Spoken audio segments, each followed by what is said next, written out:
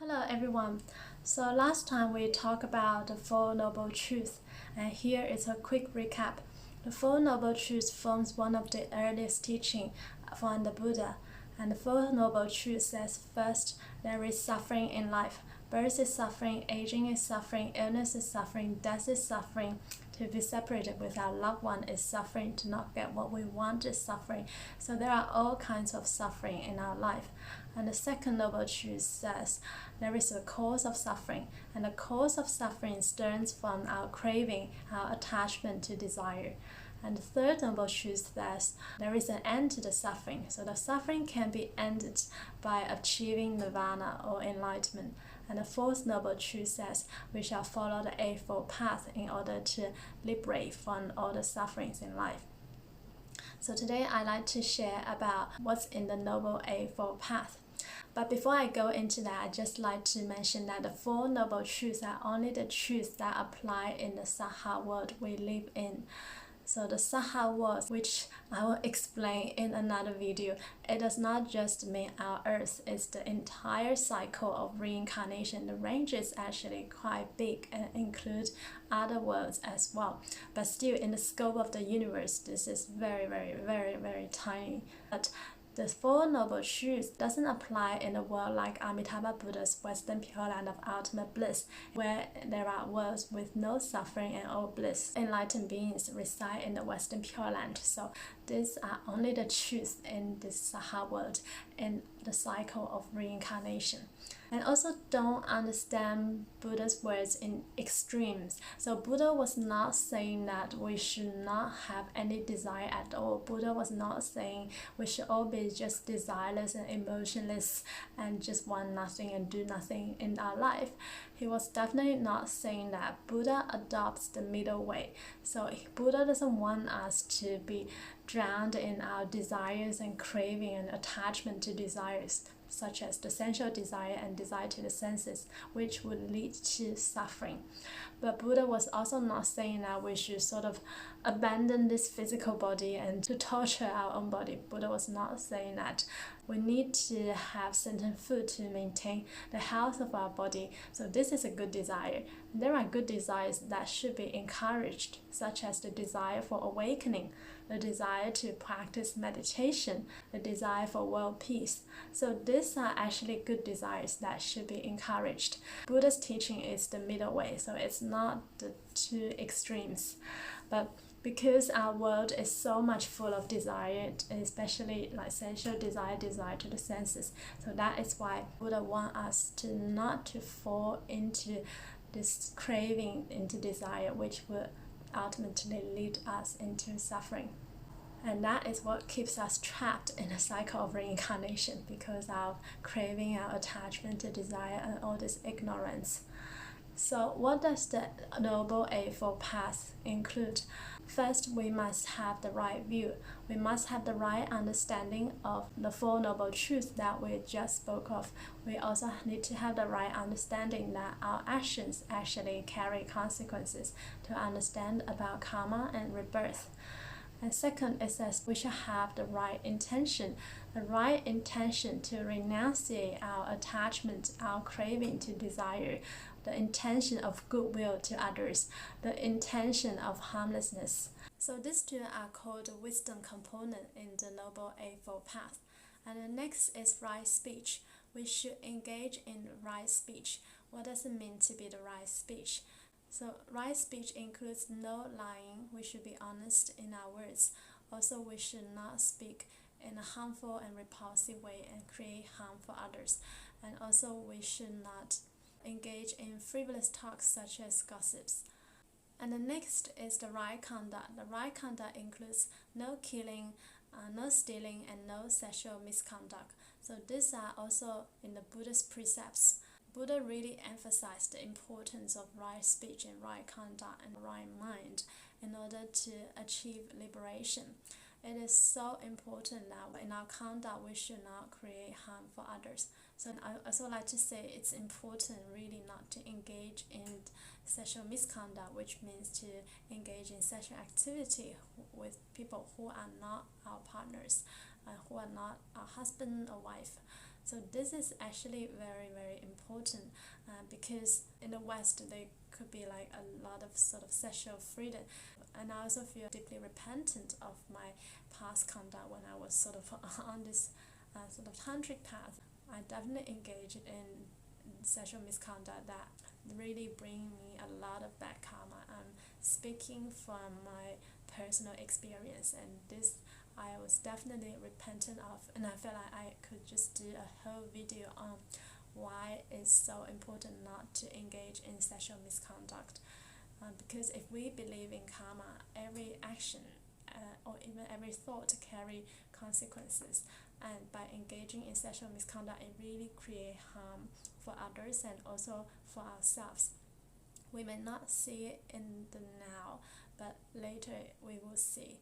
So really, really bad karma with the wrong conduct, whether it be killing, whether it be stealing or sexual misconduct. So really listen to the wise words of the Buddha and to follow the right conduct.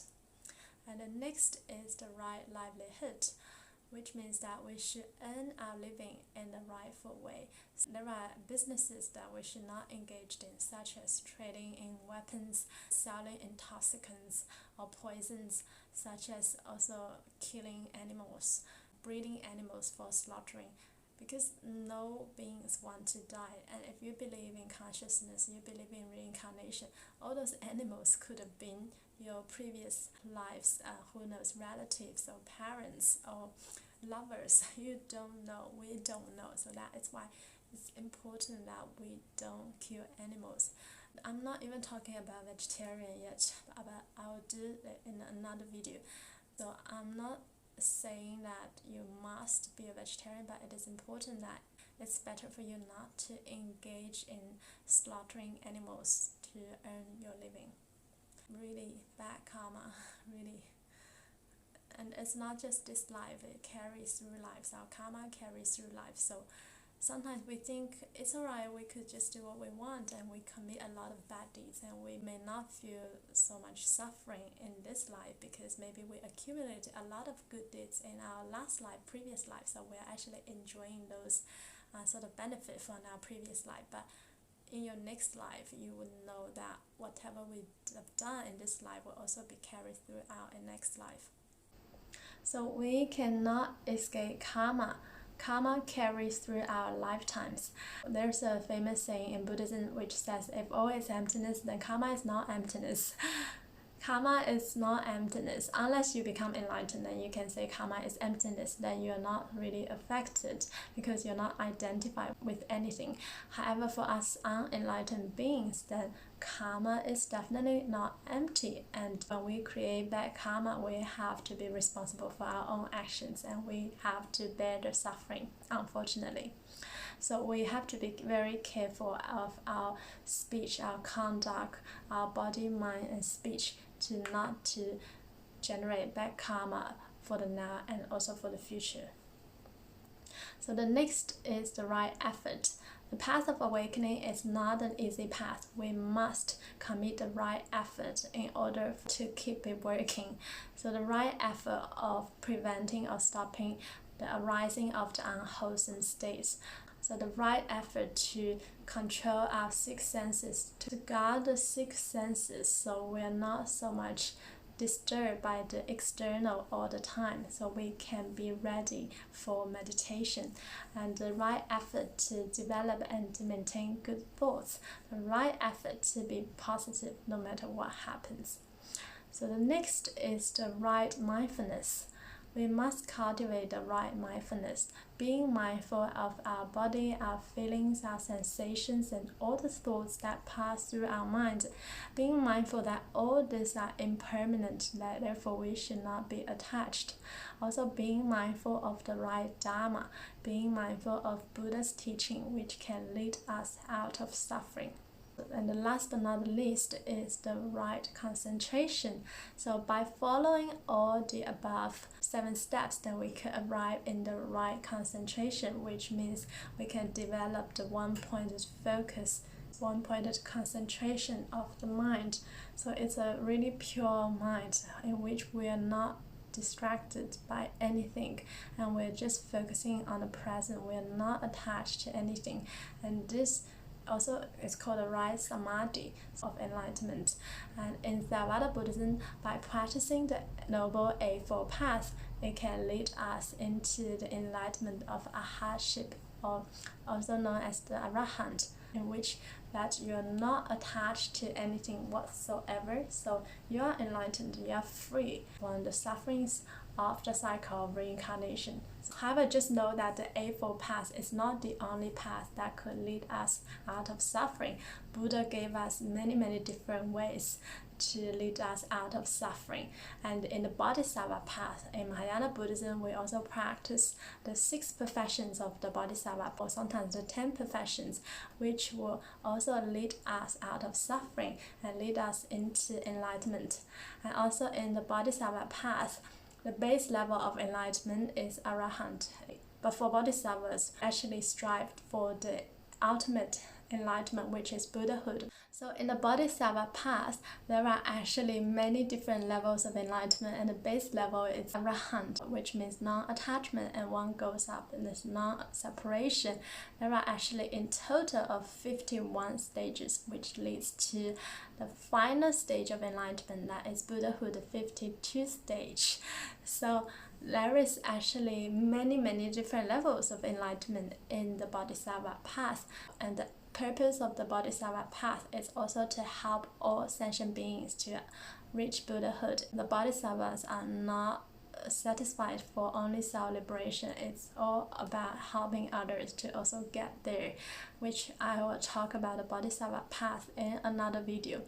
And also know that for someone who achieve arahant, yes, they are free from the 6 ranks of reincarnation. However, they will not be able to gain rebirth to the Pure Land unless they also practice Nianfo and have the desire to gain rebirth.